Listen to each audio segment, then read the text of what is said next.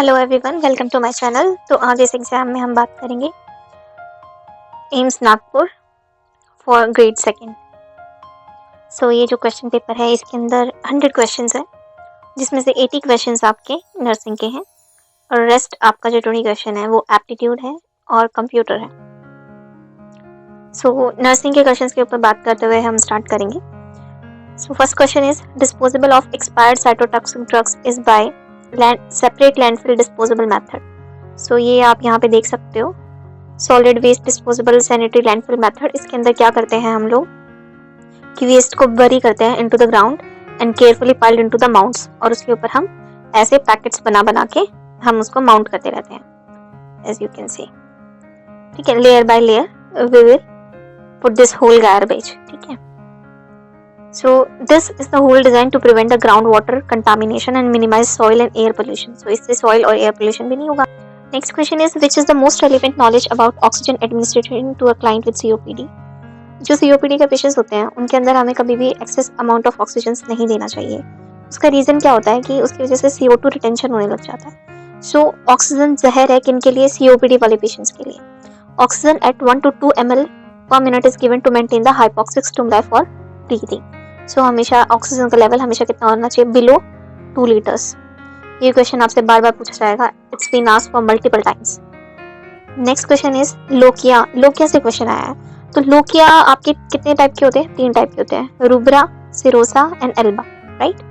सो question क्या है? Lochia alba follows lochia serosa, so and follows lochia serosa. तो lochia alba follows lochia serosa, तो पहले serosa आता है देन एल्बा आता है। And last from 1st to 3rd week postpartum. What is lochia? तो ये जो लोकिया है, लोकिया एल्बा, ये कैसा रहेगा? It is creamy white brown, contains decidual cells and may have a stale order and it remains for 10 to 14 days long और more than that in various cases, right. Lochia rubra कैसा रहता है? बिल्कुल red colour का रहता है। And first stage होता है ये and its colour is dark and it remains for 4 days। And then lochia serosa, it's second stage, lochia is pinkish in colour and remains for 10 days। And then comes your lochia alba, it is a third stage one and it is whitish yellow in color and remains for 10 days or 14 days or more than that as well. Okay, next is which mode of clinical application for qualitative research is considered to be sharing of qualitative findings with the patients? Answer is anticipatory guidance. तो इनमें से कौन सा mode रहेगा आपका clinical application का for qualitative research? Qualitative research की बात हो रही है यहाँ पे and is considered to be sharing of qualitative findings with the patient. So answer is anticipatory guidance. What is the most serious complication of meningitis in young children? Young children के अंदर meningitis का most common complication क्या होता है?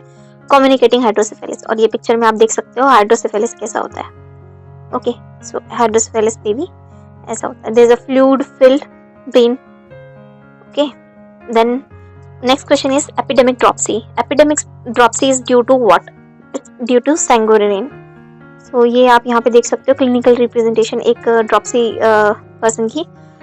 Symptoms क्या क्या रहेंगे उसके? Cough, breathlessness, pulmonary oedema, pulmonary hypertension, proteinuria with hypoalbuminaemia, hypovolaemia, acute renal failure, erythrocyanosis, tender rash, blue mottling, pitting legal oedema. ये क्लासिक साइन है इसका। इसकी पिक्चर्स ऐसे दिखा के पूछ लेंगे क्या है ये, right. Normocytic anaemia, watery diarrhoea, anorexia, vomiting, heart failure, right side heart failure, high output, glaucoma, visual defects, retinal haemorrhage, central renal occlusion. तो यहाँ पे एक तो ये स्टार पॉइंट यहाँ पे पिटिंग एडीमा को है और ग्लाउकोमा को है। ठीक है, next question is acute illness refers to an illness that is short in duration and is very severe. उसी को हम बोलेंगे क्या?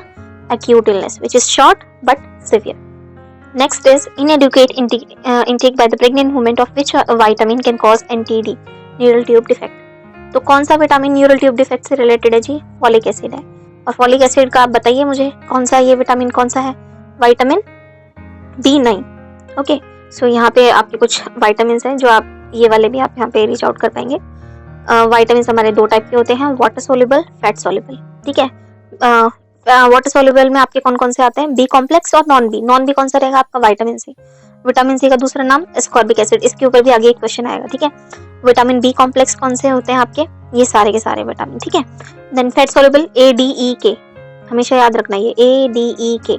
क्वेश्चन कभी कभी यही पूछ लेते हैं वाटर सोल्यूबल कौन सा है, नॉन वाटर सोल्यूबल कौन सा है। ठीक है, और इनके नाम पूछ लेते हैं कि कौन सा B1 कौन सा है, B2 कौन सा है। तो B1 is thiamine, B2 is riboflavin, B5 is niacin, biotin is B7 and pentothenic acid is vitamin B3। It's not B3, it's B5, ये गलत है यहाँ पे। Then folic acid is B9 जो यहाँ पे पूछा है and cyanocobalamin is vitamin B12। यहाँ से एक क्वेश्चन आपका किसका आता है, पर्नीशियस एनीमिया का, ठीक है। देन ये आपके वाटर सोल्यूबल है, vitamin E retinol, vitamin E calciferol, vitamin E tocopherol, vitamin K is phylloquinones, ठीक है। ये क्वेश्चन आता है हमेशा, विटामिन के का दूसरा नाम फाइलोक्विनोन्स।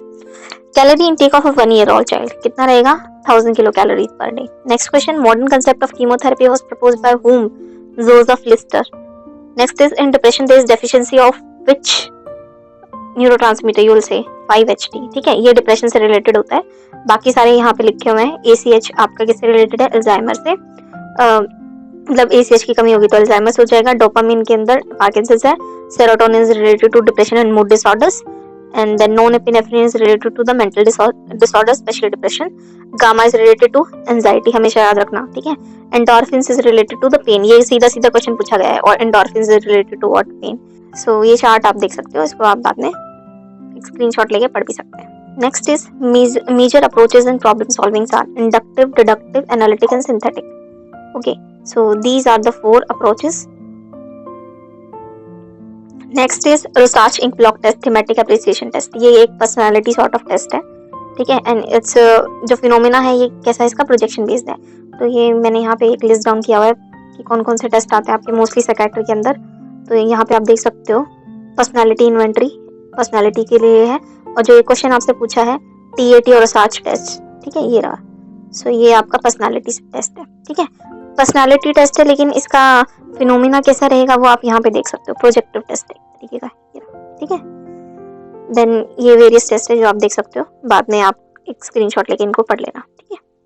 Next is eugenic. Eugenic means improvement of genetic endowment. Next question, based on knowledge of ECT the nurse explain to student that the atropine is given before the treatment primarily for what. Primarily क्यों देते हो आप, atropine का reason क्या है, ये क्या है, एंटीकोलिनर्जिक है। तो एंटीकोलिनर्जिक है तो ऑब्वियसली बात है सिक्रीशंस को क्या करेगा, रिड्यूस करेगा, सो क्या करेगा, prevent expiration. Then next question, ketone bodies are found in urine of patient with uncontrolled diabetes due to what? Due to increased metabolism of fat. Fat टूटेगा तो क्या बनेगा, ketone bodies बनेगा। Next is characteristics of ideal normal distribution curve is bell shaped. ये एक example है normal distribution का and it is a bell shape, देख रहे हो घंटी जैसा एक, ठीक है। Then socialization into one's primary culture as a child is known as enculturation, ठीक है। Next is oligohydramnios is related to which of the following condition, renal agenesis. अब ओलिगोहाइड्रोमियंस के बारे में हम बात कर लेते हैं। तो ओलिगोहाइड्रोमियंस मतलब क्या है, रीनल एजेनेसिस का मतलब क्या है यहाँ पे कि बेबी की किडनी नहीं बनी है, एजेनेसिस में डेवलपमेंट नहीं हुआ है किडनीज का। अगर किडनी डेवलप नहीं हुई तो यूरिन नहीं बन रहा, यूरिन नहीं बन रहा तो एमनियोटिक फ्लूइड का अमाउंट भी नहीं बढ़ रहा, वो नहीं बढ़ रहा तो क्या हो रहा है, ओलिगोहाइड्रोमियंस हो रहे हैं, राइट। अब ओलिगोहाइड्रोमियंस क्या होते हैं, less than 200 ml, AFI 5 centimetre, normal कितना होता है 5 to 20, ठीक है। Maximum vertical pool is less than 2 centimetre, मतलब जो पूल बनेगा आपका मैक्सिमम वो लेस देन 2 सेंटीमीटर रहेगा। डायग्नोज कैसे करोगे, एब्डोमिनल गर्थ चेक करोगे, वो कम आएगी। जो आपका मदर का एब्डोमेन है वो फुल ऑफ फिटस आपको लगेगा, फ्लूइड होएगा नहीं उसमें, IUGR के साइन आएंगे। देन जो मदर का एब्डोमेन है वो स्मॉल साइज रहेगा। कॉम्प्लिकेशंस क्या आएंगी, बच्चे का अबॉर्शन हो सकता है, डिफॉर्मिटी हो सकती है, रेनेक का दूसरा नाम बताना मुझे, टॉर्टिकोलिस, ठीक है, रेनेक, और वेब नेक भी बोलते हैं इसको। देन कॉर्ड कंप्रेशन भी हो सकता है, फ्लूइड कम तो ऑब्वियसली बच्चे से भरा हुआ है पूरा का पूरा एब्डोमेन, तो कॉर्ड कंप्रेस हो सकती है। देन मैटरनल प्रॉब्लम क्या आएगी कि जो लेबर है वो प्रोलॉन्ग हो सकता है, ऑपरेशन के चांसेस बढ़ जाएंगे और मैटरनल डेथ के चांसेस भी बढ़ जाएंगे। देन ट्रीटमेंट क्या है इसका, ओलिगोहाइड्रोमियंस का आर्जिनिन के अच्छे आते हैं जो कि इंक्रीज करते हैं एमनियोटिक फ्लूइड। दूसरी चीज आप इंजेक्ट भी कर सकते हो एमनियोटिक फ्लूइड, ठीक है। Next is a method in which several rounds of question are given to a panel of expert is called as Delphi technique. एक ऐसा मेथड जिसके अंदर आप सेवरल राउंड ऑफ क्वेश्चन देते हो पैनल ऑफ एक्सपर्ट्स को। Then what is a major nursing responsibility when administering sulfonamide preparations? Administer the drug at prescribed times. Hygiene factor and motivational factor are the key concept in Herbach's two-factor theory.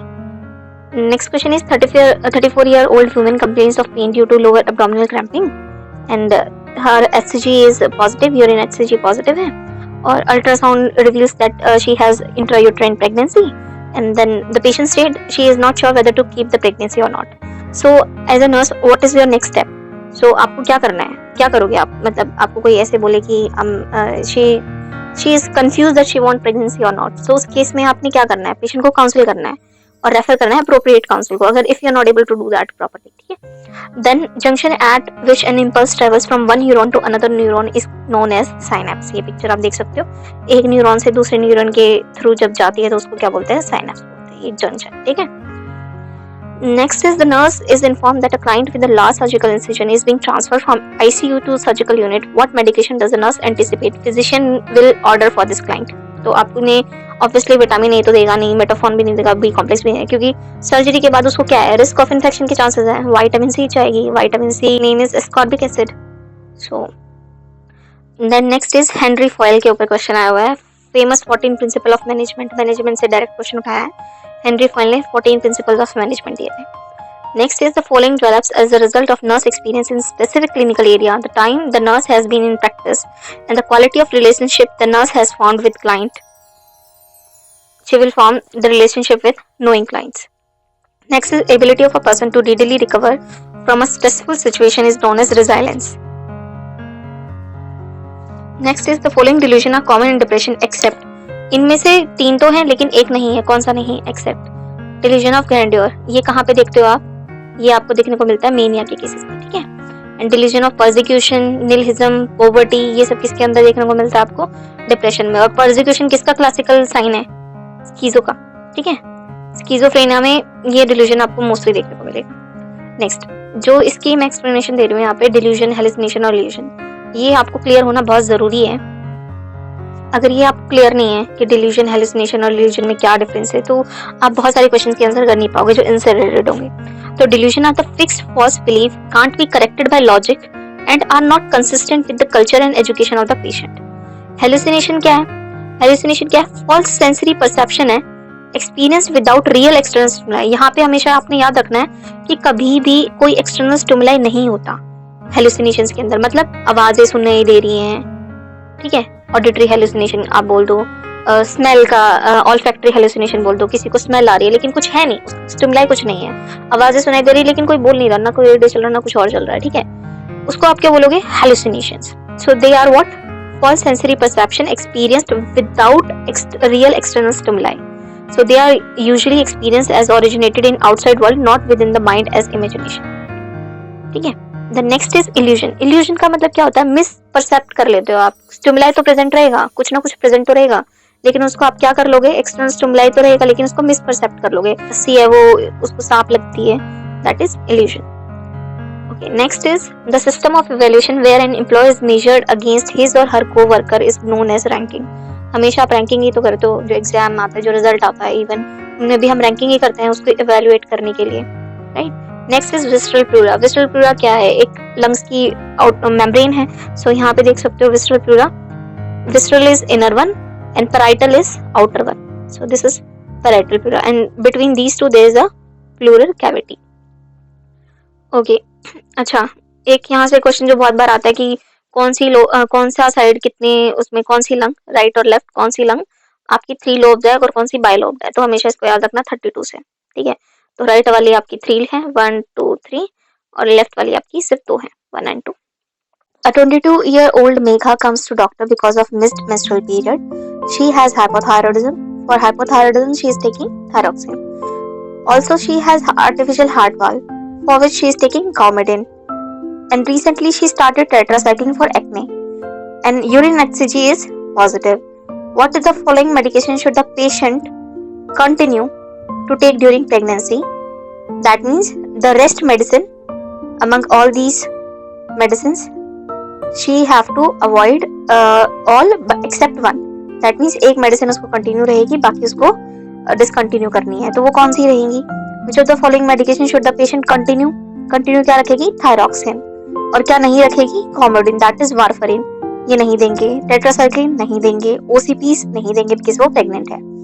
Okay, next question is elements of primary healthcare are the following except cost effectiveness, and these 3 are the elements of primary health care, health education, intersectoral coordination and provision of essential drugs. Next question is a 45-year-old infant development icterus and 2 days later symptoms and signs of acute liver failure appear. A child was found to be B positive for HBsAg. The mother was also HBsAg carrier, that means she is carrier. The mother hepatitis B serological profile is likely to be what? मतलब क्या होगी उसकी, जो child है वो तो क्या हो गया, HBsAg पॉजिटिव आ गया है, राइट. मदर उसकी कैरियर है, तो मदर को क्या हुआ होगा, मतलब उसका serological profile against HB hepatitis B क्या रहा होगा, HBsAg and Ag positive. That means या तो उसको कभी ना कभी कांटेक्ट में वो आई है, so for that she is carrier, या फिर वो पॉजिटिव हुई है एक बार, that means Ag positive. Which of the following is most appropriate intervention to reduce the stress in preterm infant at 32 weeks gestation? इनमें से कौन सा appropriate intervention है to reduce the stress in preterm infant at 32 weeks gestation? That is kangaroo mother care, kangaroo mother care. ठीक है, kangaroo mother care क्या करता है, इसके अंदर हम बेबी को फ्रॉग लाइक पोजीशन देते हैं, मदर को स्किन टू स्किन कांटेक्ट कराते हैं. इसका आजकल रीसेंट क्वेश्चन ये आता है कि कंगारू मदर केयर क्या कोई और दे सकता है other than the mother? Yes, दे सकते हैं. मिनिमम टाइम पीरियड इसका आपका कितना होता है, 1 आवर, और मैक्सिमम आपका कितना भी हो सकता है, right. Okay. Vaccine and toxoid produce which type of immunity? Answer is active immunity. So vaccine और टॉक्सॉइड जो है वो आपके एक्टिव इम्यूनिटी प्रोड्यूस करते हैं. यहाँ पे एक चार्ट है इम्यूनिटी का. सो आपकी जो इम्यूनिटीज होती हैं, अडेप्टिव इम्यूनिटी जो है वो 2 तरीके की होती है, नेचुरली एक्वायर्ड जो नेचुरली होएगी, और एक आर्टिफिशियली एक्वायर्ड जो हम देंगे, ह्यूमंस देंगे, राइट. तो नेचुरली एक्वायर्ड में एक्टिव कौन सी रहेगी और पैसिव कौन सी रहेगी? पैसिव के अंदर दैट मींस कोई एफर्ट नहीं करना पड़ेगा, जिसको भी इम्यूनिटी मिल रही है, जो भी रेसिपिएंट है इम्यूनिटी का, उसको कोई भी एफर्ट्स नहीं लगाने पड़ेंगे, उसको विदाउट एनी एफर्ट्स इम्यूनिटी मिलेगी. और एक्टिव के अंदर चाहे उसको नेचुरली मिल रही है, लेकिन उसको एफर्ट्स लगाने पड़ेंगे उस पर्टिकुलर पर्सन को, राइट. सो जो आपका वैक्सीन और टॉक्सॉइड है वो क्या है, एक तरीके की एक्टिव इम्यूनिटी है. लेकिन कैसी है, अगर मैं एक्टिव की भी बात करूं, एक्टिव आपका नेचुरल में भी आता है और आर्टिफिशियल में भी आता है. तो जो आपका आर्टिफिशियल के अंदर एक्टिव आता है, उसके अंदर आता है आपका वैक्सीन एंड टॉक्सॉइड्स. ओके, यहाँ पे आप देख सकते हो. Next is inhibin. Inhibin is secreted by, इनमें से कौन इनहिबिन सिक्रेट करता है? Answer is corpus luteum. Next question is an order for prednisolone reads 10 mg 4 times a day. The dose for child is 2 mg per day. How many pound does the child weigh? तो ये आप calculate कर सकते हो, इसमें answer is 44 pounds. ठीक है. Now next is thiamine has been prescribed for an alcoholic patient. The rationale for administration of this medicine is the prevention of Wernicke Korsakoff syndrome. So इसको प्रिवेंट करने के लिए आप क्या देते हो? हमेशा थायमीन देते हो, थायमीन की टैबलेट्स देते हो, और थायमीन की आपका vitamin B1. Next is additional defect associated with exstrophy of bladder is. कौन सा इनमें से एडिशनल डिफेक्ट है जो कि एक्स्ट्रॉफी ऑफ ब्लैडर के साथ एडिशनली आपको देखने को मिलता है? Pubic bone malformation. Okay. Next is how does audit differs from research. Audit research से कैसे डिफर करता है? It can be carried out and inanimate objects, दोनों हो सकते हैं. It is more likely to be applicable to nursing, दोनों में होते हैं ऑडिट्स. ऑडिट और नर्सिंग, मतलब नर्सिंग के अंदर आपकी रिसर्च भी होती है और ऑडिट भी होता है. It does not increase our understanding of the topic itself और allow us to transfer the result to other situation, दोनों में होता है. क्या नहीं होता है, मतलब कैसे डिफर करते हैं ये? So it does not need as many people to collect the information. So audit के अंदर आपको बहुत ज्यादा लोग नहीं चाहिए होते हैं, और रिसर्च के अंदर आपको बहुत ज्यादा सैम्पलिंग कलेक्शन चाहिए होती है. तो नंबर ऑफ पीपल से आप इसको डिफर करवा सकते हो ऑडिट और रिसर्च के बीच. Which of the following intervention demonstrate the nurse to understand about the newborn's thermoregulatory ability, placing the newborn under a radiant warmer? इनमें से कौन सा आपका इंटरवेंशन है जो डेमोन्स्ट्रेट करता है कि नर्स ने क्या कर लिया है, अंडरस्टैंड कर लिया है न्यूबॉर्न की थर्मोरेगुलेटरी एबिलिटीज को? तो इनमें से क्या करेगी वो? सक्शनिंग ऑफ द, ऑब्वियसली अगर उसको टेम्परेचर मेंटेन करना है एक न्यूबॉर्न बेबी का, तो वो रेडिएंट वार्मर के अंदर ही रखेगी बेबी को,